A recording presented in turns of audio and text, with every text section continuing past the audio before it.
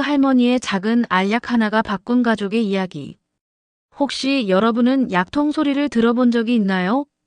딸랑딸랑 작은 알약들이 플라스틱 통 안에서 부딪히며 내는 그 소리 말입니다. 오늘은 그 작은 소리에서 시작된 한 가족의 이야기를 들려드리려 합니다. 건강기능 보조제라는 이름으로 불리는 작은 알약 하나가 어떻게 세 세대에 걸친 가족의 건강관을 바꾸었는지, 그 속에 담긴 오해와 진실은 무엇인지 함께 살펴보겠습니다. 이야기는 2019년 봄 서울의 한 아파트에서 시작됩니다. 78세 김순자 할머니는 그날도 어김없이 아침 식사 후 약통을 꺼내셨습니다. 혈압약, 당뇨약, 그리고 딸이 사다 준 비타민 몇 알. 하지만 그날은 뭔가 달랐습니다. 평소보다 기운이 없으셨던 할머니는 약통을 바라보며 한숨을 쉬셨습니다. 이 많은 약들이 정말 나를 건강하게 해주는 걸까? 할머니의 이 작은 의문이 우리 이야기의 출발점입니다. 할머니의 딸인 김미영 씨는 전형적인 40대 직장 여성이었습니다. 바쁜 일상 속에서도 어머니 건강이 걱정되어 인터넷을 뒤져가며 좋다는 건강기능 보조제를 하나둘 사다 드렸습니다. 오메가3, 비타민 D, 칼슘, 루테인. 그리고 최근에는 프로바이오틱스까지. 한 달에 몇십만 원씩 들어가는 돈이 부담스럽긴 했지만 어머니 건강을 위해서라면 감수할 수 있었습니다. 하지만 정작 할머니는 이 모든 것들이 부담스러우셨습니다. 옛날에는 이런 것 없이도 잘 살았는데, 이런 생각이 드실 때마다 딸에게는 차마 말씀하지 못하셨습니다. 그러던 어느 날 할머니는 동네 경로당에서 흥미로운 이야기를 들으셨습니다. 같은 또래의 박할머니가 들려준 이야기였습니다. 박할머니는 85세의 나이에도 매일 아침 산책을 하시고 텃밭일까지 하시는 건강한 분이었습니다. 그런 박할머니의 건강 비결이 궁금했던 순자 할머니는 조심스럽게 물어보셨습니다. 할머니는 무슨 영양제를 드세요? 박할머니의 대답은 예상과 달랐습니다. 나는 영양제를 거의 안 먹어. 대신 매일 제철 음식을 골고루 먹고 햇볕을 쬐며 걷기를 30분씩 해. 그리고 꼭 필요한 것만 먹지. 이 대화가 순자 할머니에게는 새로운 깨달음의 시작이었습니다.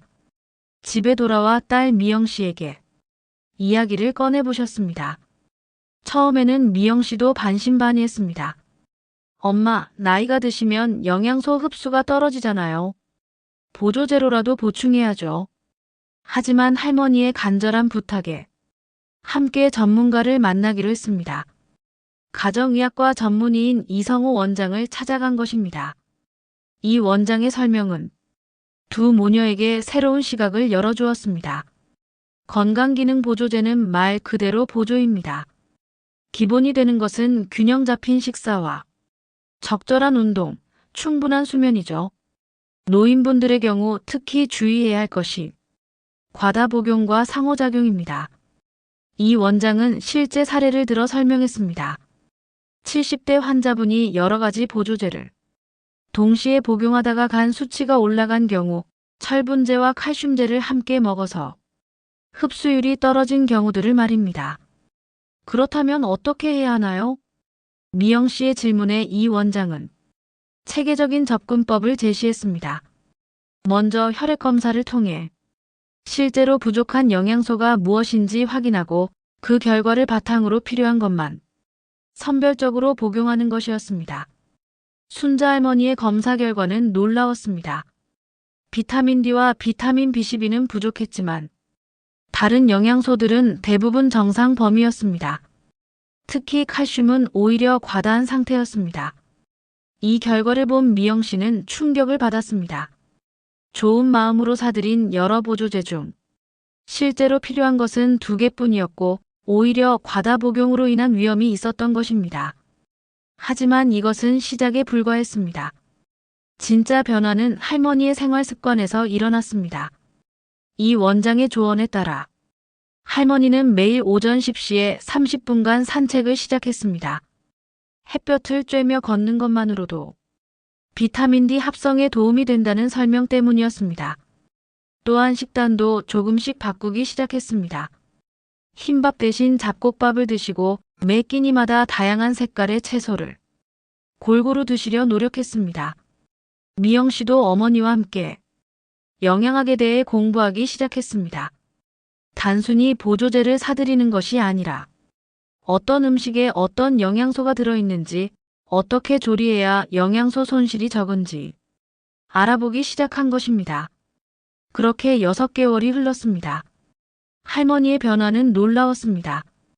혈액검사 수치는 개선되었고 무엇보다 활기가 넘치셨습니다. 가장 큰 변화는 할머니의 마음이었습니다. 내가 내 건강을 스스로 챙기고 있다는 자신감이 생기신 것입니다.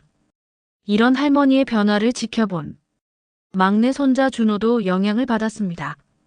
대학생이던 준호는 할머니와의 대화를 통해 건강에 대한 새로운 관점을 갖게 되었습니다.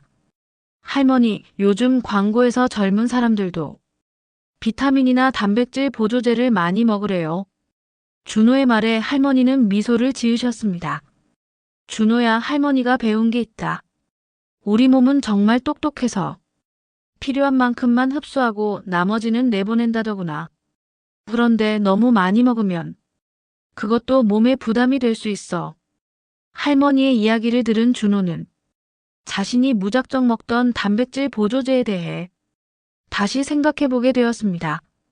준호는 체육학을 전공하는 친구와 함께 운동과 영양에 대해 제대로 공부하기 시작했습니다. 그리고 놀라운 사실을 발견했습니다.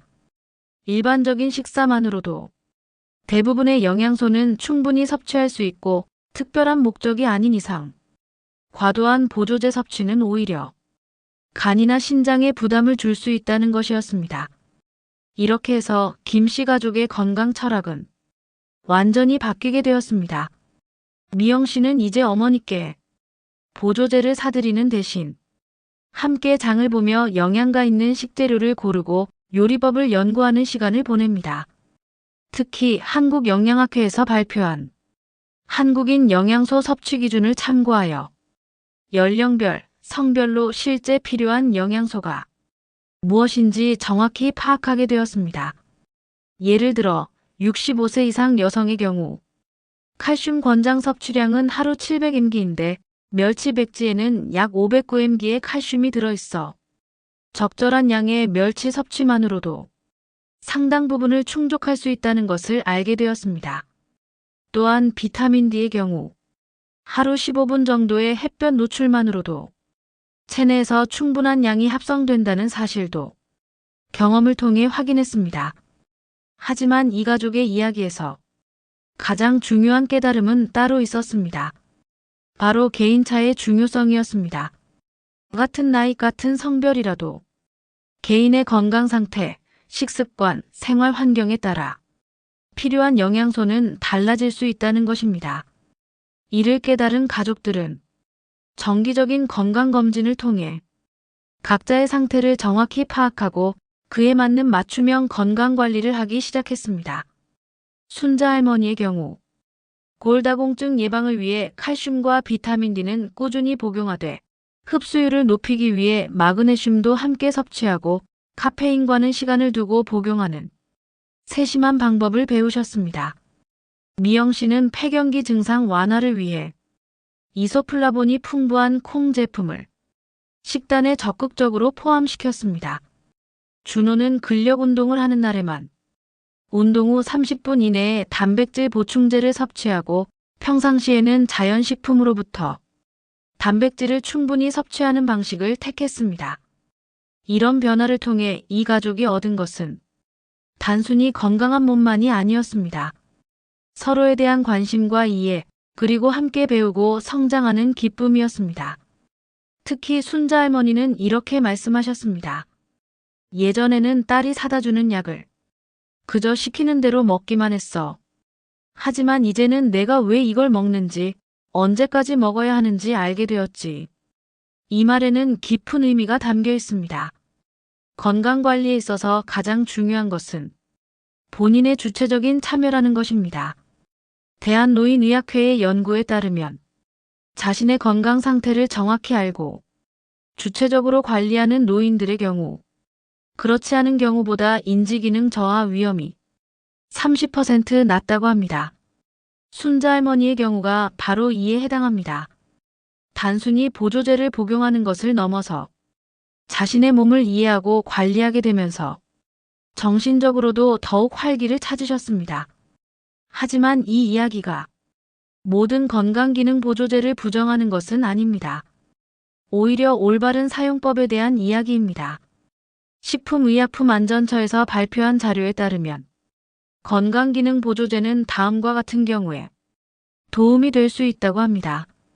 특정 영양소의 결핍이 확인된 경우, 임신이나 수유 등 특별한 생리적 상황, 특정 질환으로 인한 영양소 흡수 장애, 극도로 제한적인 식단을 하는 경우 등입니다.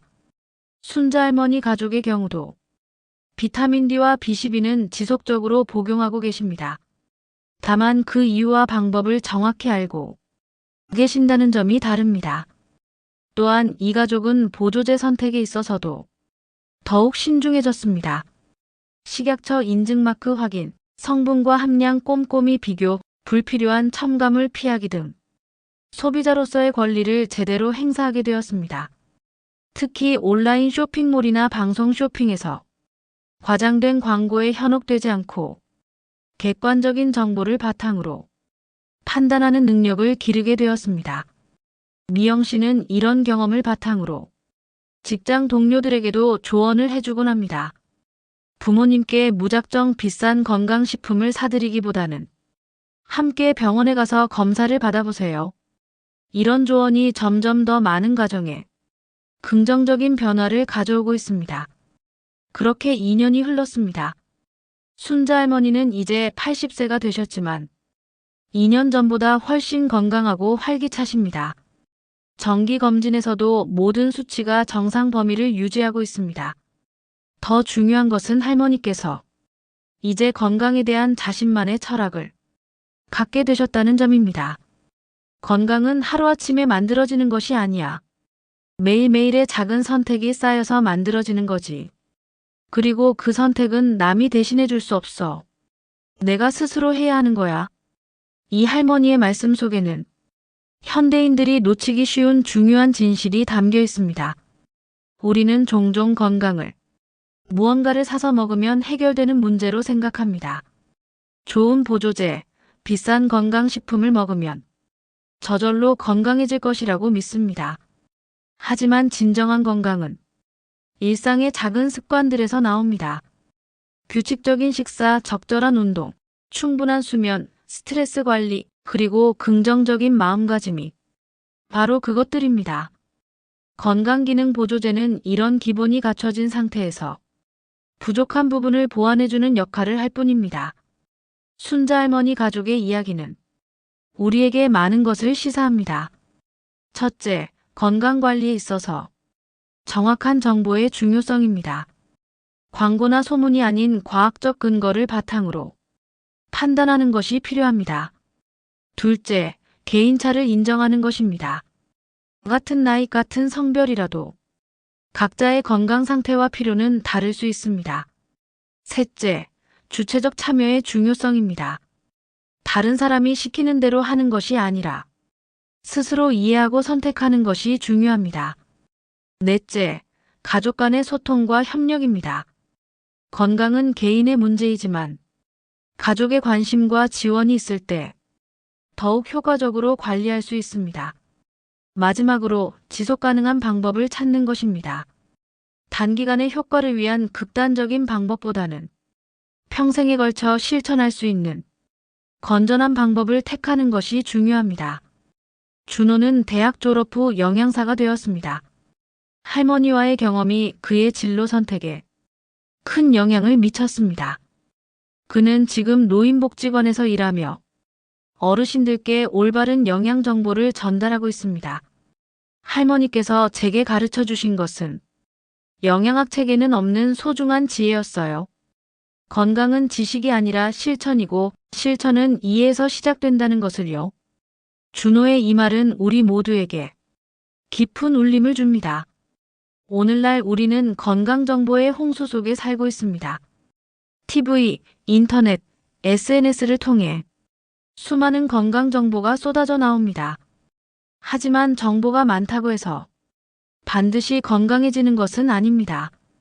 오히려 잘못된 정보나 과장된 광고에 현혹되어 건강을 해치는 경우도 있습니다. 특히 노인 건강과 관련해서는 더욱 신중한 접근이 필요합니다.